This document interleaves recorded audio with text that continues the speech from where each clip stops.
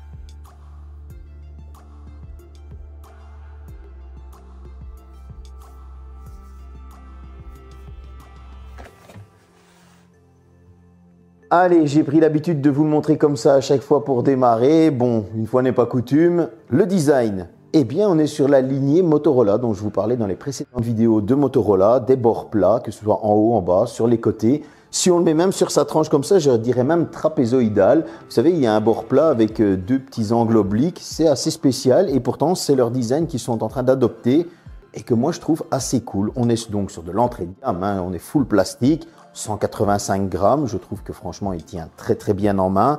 Sur le dessus, on va retrouver un mini jack, pas de micro, étonnant. On va avoir un seul micro donc sur ce téléphone, mais le mini jack. Sur le bord de gauche, on aura le tiroir de carte SIM micro SD. Sur le bord droit, on aura le bouton du volume avec le bouton d'extinction de l'image qui fait lecteur d'empreinte aussi, qui est assez rapide. On en parlera un petit peu plus tard. Sur le dessous, on retrouvera un micro, l'USB type C 2.0, un haut-parleur, le deuxième haut-parleur, et oui, c'est stéréo, il y en a un deuxième, et c'est Dolby Atmos, il est sur la tranche du haut. Alors, franchement, il tient très bien en main. L'arrière est en plastique, poli, il ne tient pas les traces de doigts, donc franchement, ça fait super plaisir. Ça nous évitera à nous d'être vulgaires, de dire saloperie, machin, qu'il faut toujours frotter. Et en plus de ça, pour le protéger, une coque est fournie. Toujours à l'arrière, on retrouvera dans un bloc rectangulaire les 3 capteurs photo, dont on parlera aussi un petit peu plus tard. J'ai envie de dire qu'on est sur la lignée des designs Motorola. Ils ont trouvé leur design et ils continuent dans ce sens. On va pas s'en plaindre, il est léger, il tient bien en main, il ne fait pas trop jouet, il ne fait pas trop cheap. Pour moi, c'est validé. Petit tour général du smartphone, à commencer par le son, stéréo Dolby Atmos, comme je le disais juste avant. Pas au niveau d'un flagship comme le H30 Ultra, mais en tout cas très bon et j'ai même été étonné. On est bien immergé dans sa vidéo, dans son jeu vidéo. Si on a envie de s'isoler, le mini jack. Si on a envie de passer au Bluetooth, du Bluetooth 5.1 LE pour une basse consommation d'énergie. Certes, on va dire qu'il y a une concession qui est faite, on n'est pas sur du 5.3, mais on est quand même sur une basse consommation qui profitera à l'autonomie. On va retrouver du Panda Glass en protection d'écran. Bon, c'est l'équivalent du Gorilla Glass, je vous le dis déjà. Comme ça, voilà, commencez pas à vous prendre la tête. Et on va retrouver en système d'exploitation de l'Android 13 avec la surcouche de Motorola qui est tellement fine, elle prend très peu de mémoire de stockage, elle prend très peu de mémoire vive, ça fait plaisir. Et cette surcouche, moi je l'aime vraiment bien parce qu'elle n'est pas omniprésente, vous savez, assez lourde, etc. où il faut chercher, on ne sait pas comment on trouve. On retrouve du simple Android, que demander de plus? Au niveau de l'écran, les premières concessions sont là. On va avoir un écran LCD de 6,5 pouces, de la HD+, en résolution. On aura un taux de rafraîchissement de 90 Hz et au niveau de la luminosité, on est sur 400 nits. Je fais une pause. Au niveau de ces 400 nits, c'est parce que je l'ai lu sur la fiche technique. Sinon, à l'utilisation, j'avais l'impression qu'on était plus sur du 600 nits. Comme quoi, des fois, on est surpris. Maintenant, on retrouvera une caméra poinçon en son centre, dont on parlera un petit peu plus tard. Qu'est-ce que j'ai pensé de cet écran? Eh bien, j'ai été assez surpris parce que pour du HD+, on a quand même une très bonne qualité d'image. On a un écran qui est très fluide. Alors, il n'y a pas de lecteur d'empreintes sous écran, comme je vous l'ai dit, il est sur le bouton d'extinction allumage. Mais cet écran, il fait bien son taf. On est sur un bon petit entrée de gamme. Alors, certains me diront, ouais, mais sur tel smartphone, on a du 90 Hz ou du 120 Hz et il est au même prix. Oui, comme je peux te dire que sur des smartphones à 300 €, il y a encore du 60 Hz. Lui, il est à 180 €, voire en dessous des 180 €. Donc, on ne va pas s'en plaindre. Bon, au niveau des specs, c'est de l'entrée de gamme. Donc, on va retrouver quoi? Du Mediatek Helio G85 qui a déjà fait ses preuves, un GPU Mali G52MC2 qui a déjà fait ses preuves aussi dans l'entrée de gamme, de la RAM LPDDR4X, 4 Go précisément, et 2 stockages, 64 ou 128 en UFS 2.1.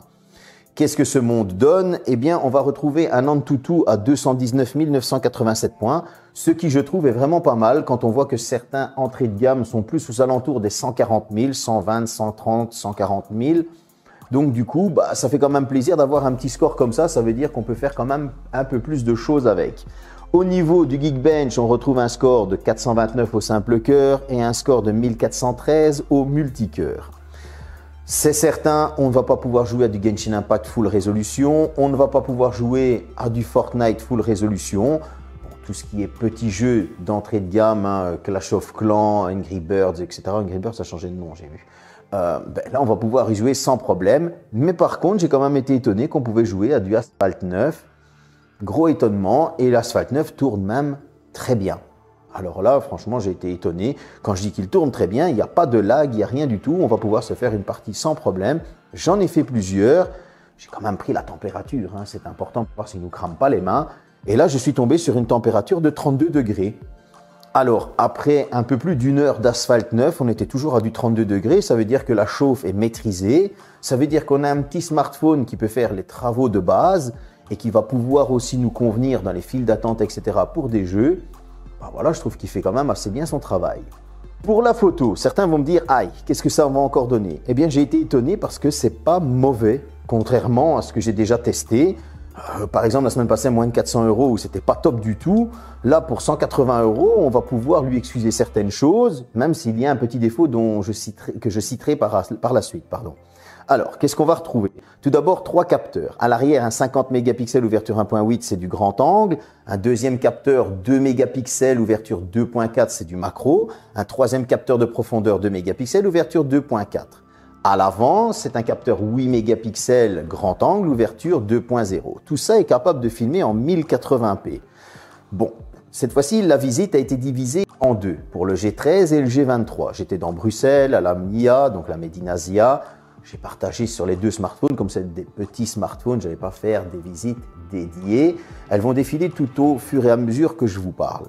Pour la partie portrait, eh bien, je suis étonné. Le selfie et le portrait, on a un vrai portrait. Contrairement au smartphone à 400 €, il n'était pas capable de me faire un vrai portrait. Et là, déjà, c'est un bon point. Au niveau de la macro, on a une macro. Alors, c'est pas la meilleure macro du monde, mais on a une bonne petite macro. On n'a pas d'ultra grand angle par contre, mais on a du grand angle et on a un zoom qui est assez correct.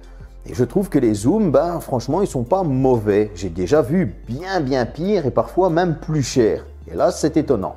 Maintenant, au niveau des photos normales, c'est un smartphone avec lequel vous allez pouvoir faire des bonnes petites balades en famille, prendre des photos, on va dire, normales. Ce n'est pas le smartphone du photographe, mais ce sera un bon petit smartphone pour faire vos balades en famille. Là où il y a un hic, et oui, c'est le petit défaut de la photo. Et ce défaut ne vient pas de la photo, il vient du manque de puissance. Alors, je dirais que c'est le processeur qui ne travaille pas assez vite et c'est dommage. Parce que quand vous prenez votre photo, il va falloir attendre une petite seconde. Parce que si vous bougez, votre photo, elle est floue. Il y a un traitement d'image qui se fait et il ne faut pas bouger. Et ça, c'est dommage parce qu'en fait, la photo n'est pas mauvaise, mais on perd du temps à la prise de photo, surtout si on est pressé. Voilà, c'est dommage. J'avais envie de citer ce petit défaut parce qu'il faut le signaler. Alors, 6 Go de RAM, un Helio G90 ou G95 aurait été encore mieux. Ça aurait facilité la tâche de la photo. Elle n'est pas mauvaise, mais il y a ce petit défaut. Pour l'autonomie, bon, c'est sûr, ça ne consomme pas beaucoup, donc on va avoir une bonne autonomie. Et oui, elle est bonne. On a une batterie de 5000 mAh. On a une charge de 10 watts. Le chargeur 10 watts est fourni. Mais sachez qu'il accepte la charge 20 watts. Alors pour une question, on le sait, de budget, de tarifs, de concessions, etc., ils ont mis le chargeur 10 watts. Mais si vous avez un chargeur 20 watts, eh bien, il chargera plus vite. Avec ce chargeur 10 watts, comptez qu'il faudra 1h40 pour le charger. Par contre, avec le chargeur 20 watts, cette heure 40 passe à 1h05. On a un fameux gain de temps et ça fait plaisir. L'autonomie, elle est de combien? Eh bien là, encore une fois, qui dit petit processeur, hein, blablabla, comme je dis à chaque fois, on a de l'économie sur le Bluetooth, etc. Vous allez pouvoir tenir 2 jours. Et ce 2 jours, il fait bien plaisir. Surtout quand on sait que certains smartphones n'arrivent pas à tenir ce 2 jours. On se dit, bah, moi avec mon petit 180 balles, j'arrive à tenir 2 jours et moi ça me fait plaisir. Eh bien c'est vraiment ça. On peut se vanter de tenir 2 jours sans problème parce que vous le débranchez à 7 h du matin, vous allez tomber non pas à 50% le lendemain à 7 h, mais vous serez encore facilement aux 60% et ce n'est que le deuxième jour aux alentours de 7 h du matin que là il faudra brancher urgemment. Je vous l'avoue, on sera aux alentours des 3%. En tout cas 2 jours, ça fait plaisir. Pour la conclusion, le tarif il est de 179,99 €, 179,99 € pour nos amis français. J'ai vu des promos à 169 €, ce qui fait encore plus plaisir. Je ne vais pas dire que c'est le meilleur smartphone d'entrée de gamme, mais quand on le compare sur certains points à des smartphones plus chers, ben, il n'a pas à rougir. Alors oui, il a des défauts. On pourrait avoir une luminosité plus forte, quoique j'ai été étonné de cette luminosité de 400 nits. On pourrait avoir simplement un ultra grand angle, ce qui est manquant, c'est vrai. Mais bon, voilà, des concessions sont faites. On pourrait avoir ce défaut gommé avec un meilleur processeur qui fait que les prises de photos sont plus rapides. Vous savez, il faut citer ces défauts, c'est obligé. Par contre, ben, on va avoir un son stéréo, on va avoir un bon écran qui ne lag pas, on a du 90 Hz, là où certains ne proposent que du 60 Hz, des fois bien plus cher. On ne va pas citer la pomme croquée. Alors, c'est pas comparable, mais 60 Hz, et là on est quand même sur du 90 Hz. On va avoir une très bonne autonomie, on va avoir une partie photo qui n'est pas mauvaise. Alors, elle n'est pas dégueulasse, elle n'est pas sublime, mais elle n'est pas mauvaise. Et donc, du coup, on a un petit smartphone avec des concessions dans l'entrée de gamme qui est quand même présent et qui n'a pas peur d'affronter ceux de sa catégorie. Et moi, j'ai envie de dire, bah, ça fait plaisir pour celui qui n'a pas envie de dépenser de l'argent, simplement. J'espère que cette petite vidéo vous a plu. Vous êtes de plus en plus nombreux. On vient de passer le cap des 20 000 sur la chaîne. Ça fait vraiment très plaisir. Les autres tests arrivent. Vous allez voir, il y a son frère, le 23 qui arrive. Il y a des Oppo pliants, etc., etc. Salut!